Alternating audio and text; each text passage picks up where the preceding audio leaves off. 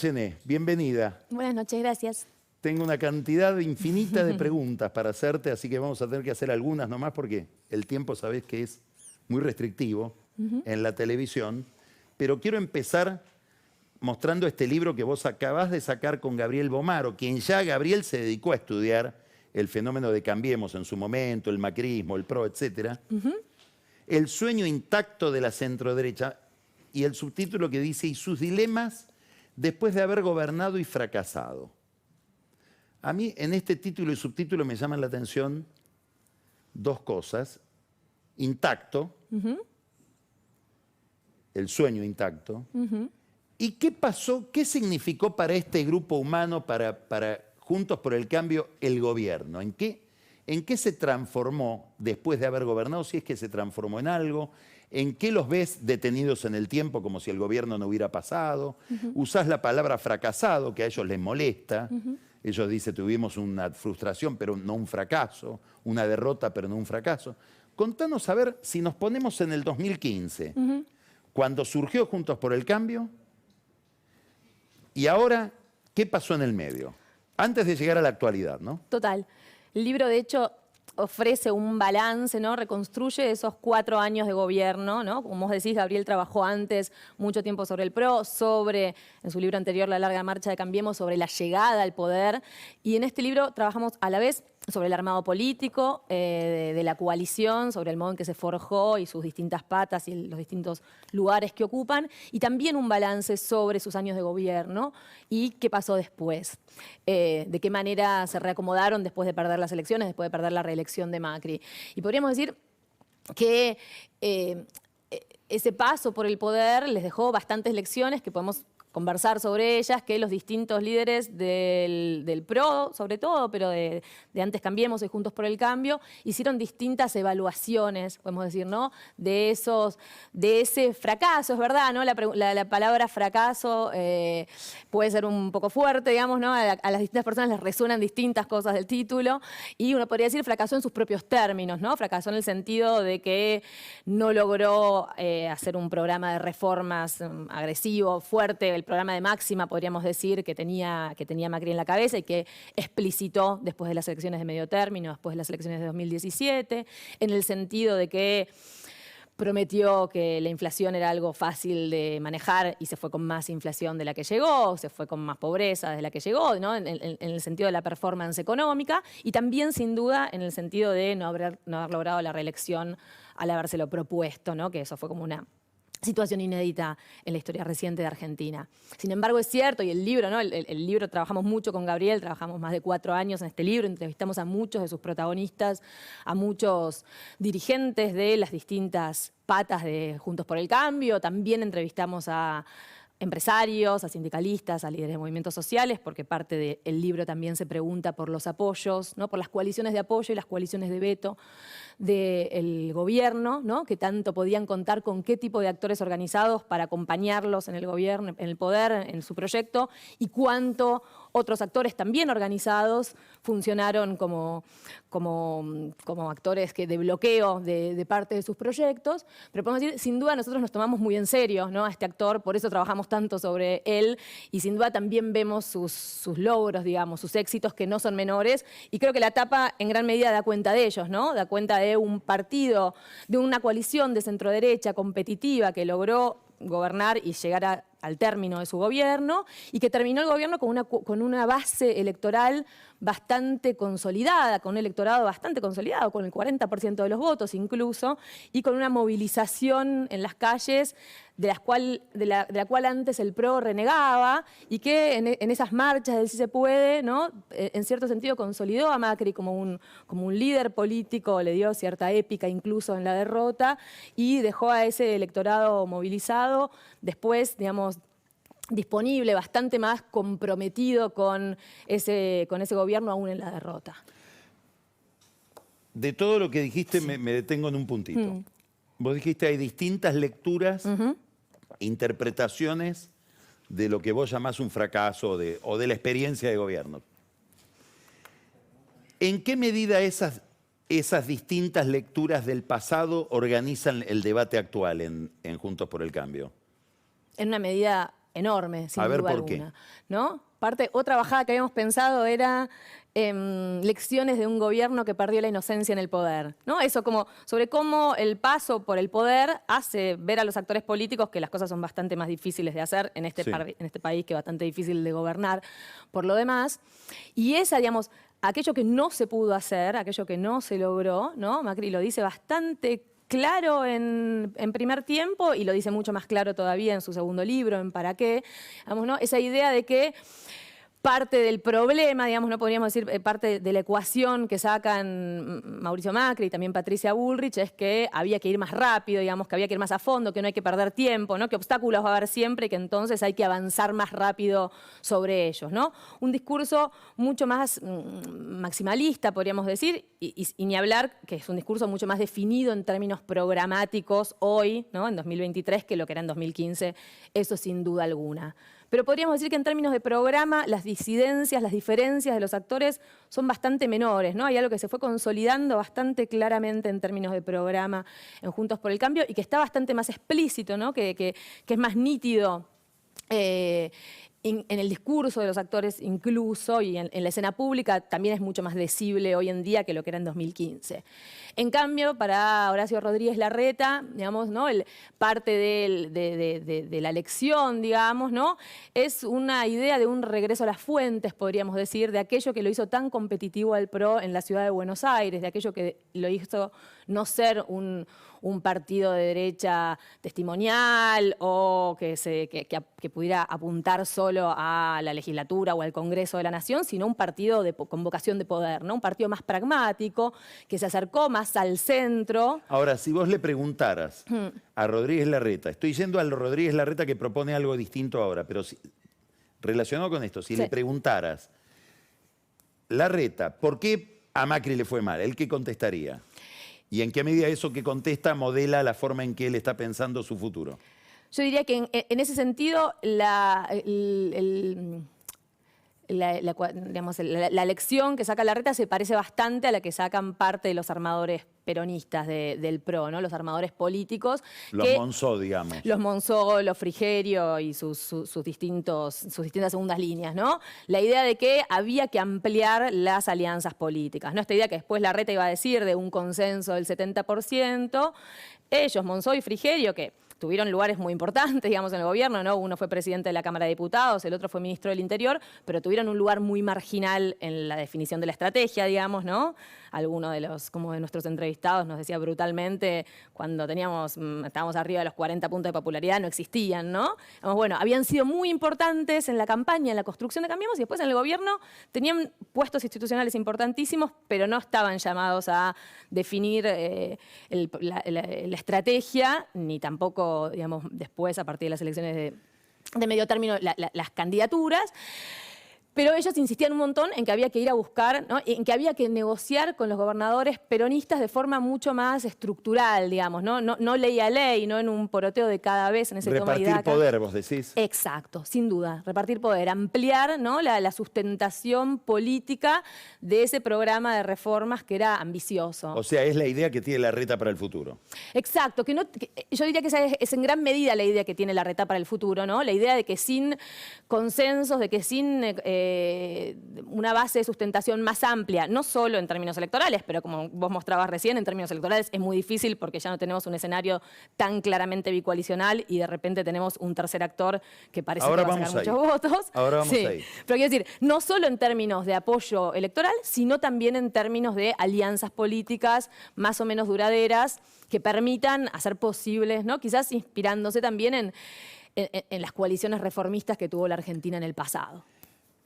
Aparece en Chile aparecen propuestas que desafían al socialismo, Boric, por ejemplo, que le hablan al votante socialista desde ideas que a lo mejor son todavía más nítidas que las que le ofrece el socialismo. Lo mismo aparece en Podemos en España respecto del voto de izquierda, o Vox respecto del PP. Y acá aparece Milei, que le habla ¿A quién le habla Milei? Yo diría, Iba a decir al votante del PRO. ¿Le habla al votante del PRO o habla a otra gente que no es votante del PRO? no, le habla a muchos más votantes que a los votantes del PRO. Yo diría que intenta capitalizar un descontento, una bronca. Transversal. Que es muy transversal, exacto. Pero pongamos ahora el mensaje, cómo ese mensaje lo reciben los votantes del PRO, que dicen, la verdad que vemos mucho más nítido para nuestra sensibilidad lo que dice Milei que lo que dice Larreta. En ese sentido, no hay duda. ¿Cómo juega eso dentro de esta coalición? No hay duda de que para los votantes más duros, digamos, más identitarios, más propuros, más intensos incluso, Larreta no es un candidato tan atractivo como lo es Patricia Bullrich, digamos, digamos, y el discurso de Milei habilita, digamos, tracciona más fuertemente a lo que en algún momento llamaban los halcones, digamos, ¿no? de Cambiemos, de Juntos por el Cambio. Hace que ese discurso, uno podría decir, Patricia Bullrich viene hace tiempo insistiendo con parte de ese discurso, no tanto en materia económica, pero sí, por ejemplo, en la relación con los movimientos sociales, con los programas, con los planes sociales, ¿no? Con el manejo de la protesta también, ¿no? En ese aspecto sí había como un debate interno bastante fuerte en el gobierno de Cambiemos, que Patricia Bullrich nos dijo a nosotros en las entrevistas, hicimos 2 entrevistas con ella, ese debate lo perdí, ¿no es cierto? No pude aplicar el protocolo antipiquetes, lo perdí. ¿Por Macri? Por Macri. Porque la pregunta es hasta qué punto Macri en el gobierno no fue una especie de Larreta actual. Exacto. En cuanto a moderación, limitaciones de la realidad. Exacto, ¿no? Esa es la idea, ¿no? Digamos, como esa discusión que está al principio también entre gradualismo, shock, ¿no? Esa, digamos, bueno, la cuestión es cuál es la vocación, cuál es la voluntad de los actores y cuáles son los equilibrios de poder que tienen reales para hacer qué cosas, ahora, digamos. Ayer, en este canal, en una entrevista que le hizo, que yo recomiendo verla porque dijo cosas, a mi juicio, muy interesantes, Elisa Carrió, tiró al arco y dijo, Macri quiere estar con Milei. Es decir, acá en la cabeza de Macri hay otra agrupación, hay otro grupo, hay otro sujeto, esto va hacia otra cosa.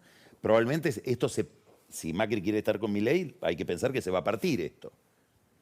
Y uno lo ve a Larreta, que no está tan desesperado porque el radicalismo se quede con la capital, ¿no? Abre una jugada donde, bueno, finalmente se queda, lo cual sería una revolución dentro de esta coalición, que los radicales recuperen la capital federal.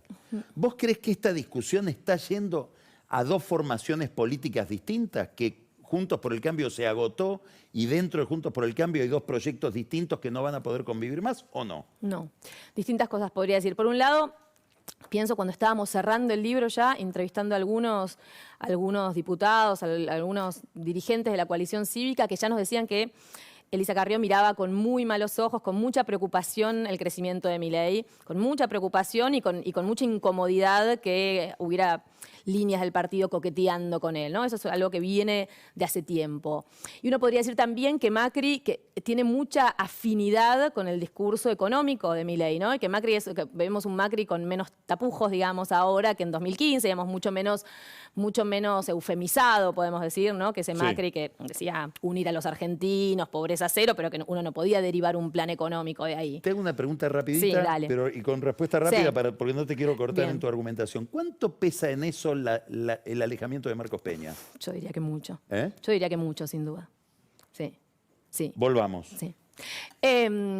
Y entonces, digamos, eso también es cierto, ¿no? Macri, digamos, siente afinidad por esas ideas y le da mucha tranquilidad que esto ahora pueda decirse y que el ensanchamiento, uno podría decir sin duda el ensanchamiento del campo de la derecha en Argentina en los últimos años, su diversificación y su multiplicación, hace, digamos, más cómodo para Macri poder hablar desembosadamente, quiero decir, más abiertamente de ese programa más explícito. Y Macri fue hasta hace poquísimo tiempo el dueño absoluto del partido, ¿no? De un partido político, ¿no? Un partido político que fundó, que tiene ya 20 años, digamos, ¿no? Que tiene líderes, que tiene cuadros, que tiene militantes, que representa cosas, digamos, pero que... ¿Y donde puede haber un liderazgo multipolar? ¿O es tipo Berlusconi, tipo Piñera, que son los dueños del partido? No es tipo Berlusconi, es tipo Piñera. Hay un partido político que ahora se enfrenta nada más y nada menos que al desafío de la sucesión y vemos que lo hace menos ordenadamente de lo que Macri desearía sin duda alguna, ¿no? Digamos, porque hay distintos liderazgos internos que pugnan también por encontrar como su momento de liderazgo, digamos, ¿no? Y que intentan dar señales de que van a poder ejercerlo. Pero de ahí y vuelvo al principio de la pregunta, a que vayamos hacia dos formaciones distintas, yo diría, me parece muy altamente improbable, ¿no? Todos los socios de la coalición tienen muy buenas razones para quedarse adentro, ¿no? Esas razones tienen que ver nada más y nada menos con la posibilidad de volver al gobierno, digamos, ¿no? Ahora te planteo otra pregunta. Sí. Larreta. Larreta dice, mi destino es otro, mi movimiento es otro. Yo quiero ser, no quiero ir a buscar el voto de Milei. Quiero ir a buscar el voto desencantado de Alberto Fernández, el voto desencantado de Massa, el voto de ese peronismo que no quería a Cristina y que Cristina lo identificó y por eso puso a Alberto, o de gobernadores del interior. ¿Esa operación está en la cabeza de Larreta o podría estar en la realidad? ¿Hasta dónde eso puede funcionar? ¿Con Macri adentro, con Patricia Bullrich adentro, con Milei molestando desde afuera o metiendo cizaña? Esa es una de las grandes preguntas, diría yo, ¿no? de este año. Ese es un cálculo electoral que Horacio Rodríguez Larreta hace, con la evaluación que él hace de cómo están dadas las condiciones del tablero político argentino y en la sociedad argentina también, podríamos decir. Y no hay duda de que puede ir a buscar votantes desencantados del Frente de Todos, no hay duda de que puede conseguir, de que está mirando más hacia el centro, de que él sí sigue pensando que esta coalición va del centro hacia la derecha y que no puede perder el centro porque entonces no puede ser mayoritario en Argentina por la historia política de la Argentina. Es cierto, él hace esa cuenta. También es cierto, ¿no?, que mientras crece Milei, bueno, él se vuelve un candidato, como decíamos, para los votantes más duros del sospechoso. PRO. Exacto, sospechoso, tal cual, ¿no? Entonces tiene que estar todo el tiempo... Sí, ¿Eh? Algunos le dicen comunista. Hace mucho tiempo con Gabriel fuimos a un acto de Milei en Herli y la gente se entusiasmaba muchísimo al gritar Rodríguez Larreta comunista. Acto de Milei en Tucumán donde la consigna era Keynes ladrón. Claro. Los tucumanos gritaban Keynes ladrón, no sé si todos sabían pero quizás de qué estaban hablando. Última pregunta. Sí. Y es personal esta. Vos escribiste un libro que se llama La Rosca Política. De alguien que escribe ese libro le gusta la política. Ahí está.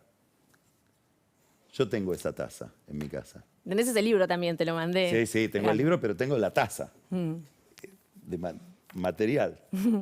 En este libro contás la maquinaria política. En un momento en que crece un discurso muy fuerte en contra de esto, de este oficio. ¿Qué efecto emocional produce en vos, en tu trabajo, en tu acercamiento al fenómeno que estudiás, esta despolitización general y esta bronca con la política? ¿Qué niveles de desencanto, de atracción? ¿En qué modifica la percepción que tiene un cientista político este momento histórico en relación con la política? Yo diría que el desencanto, la frustración con la política, a todos los que nos gusta la política, sospecho yo, nos genera una situación muy incómoda, ¿no? Los momentos en que la política da cuenta de lo que puede lograr, en que la política, ¿no?, modifica el curso de la historia, es mucho más agradable que te guste la política, sin duda alguna. Y sin embargo, de todas maneras, diría que incluso en momentos de crisis, los armadores políticos son muy importantes, ¿no? No hay nada de estos problemas que vaya a resolverse solo con decisiones sobre la macroeconomía, aun cuando sin duda necesitamos solucionar la macroeconomía, ¿no? No hay nada de esto que vaya a solucionarse solo con economía, solo con una receta. Con unas recetas, claro, ¿no?, porque, que están en los manuales y que simplemente aplicamos, ¿no? La política es también el arte de la negociación, de llegar a acuerdos, de lograr destrabar conflictos y de lograr intentar soluciones en las cuales no hay solo rosca política, por supuesto, ¿no? Hay gestión, hay gente estudiando cosas, entendiendo problemas, y, ¿no?, digamos, si todo fuera rosca política estaríamos perdidos, pero si no hay negociación política, seguramente también va a ser difícil solucionar parte de los problemas tan profundos que tiene la Argentina. Muchas gracias, Mariana, interesantísimo. Muchas gracias. Un placer. Vamos ahora a un corte y vamos a recibir a Daniel Vilota con Pancho Olivera. Daniel va a entrevistar a Santiago Peña, candidato a presidente del Paraguay en las elecciones de este mes, del último día del mes, del domingo 30 de abril, y Pancho Olivera nos va a devolver a Santiago del Estero a contar un drama que está sucediendo ahí, ahora ya de manera violenta, con sangre, que es la toma de tierras por parte de sujetos en alguna medida amparados por el régimen de los Zamora. Ya volvemos.